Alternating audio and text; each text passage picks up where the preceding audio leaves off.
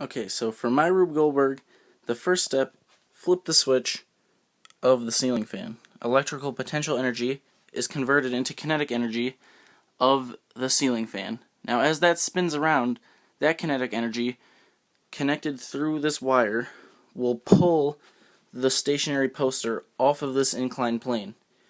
That will allow the ball, which has gravitational potential energy but can't move because of the poster, which is now gone, is allowed to move, and that gravitational potential energy is converted into kinetic energy, which rolls down the inclined plane. And then, while it uses some gravitational potential energy, it still is very high off the ground, so it still has much more potential energy.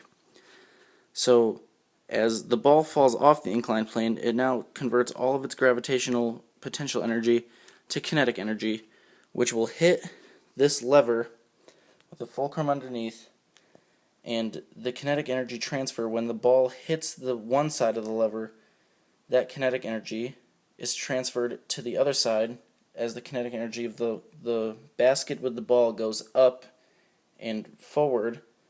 And since the basket is attached to the lever, what remains of the force when the lever can no longer move and hits the floor, all of the kinetic energy remaining will be transferred to the non-connected ball, which will then fly out of the basket, over the railing, and into that trash can.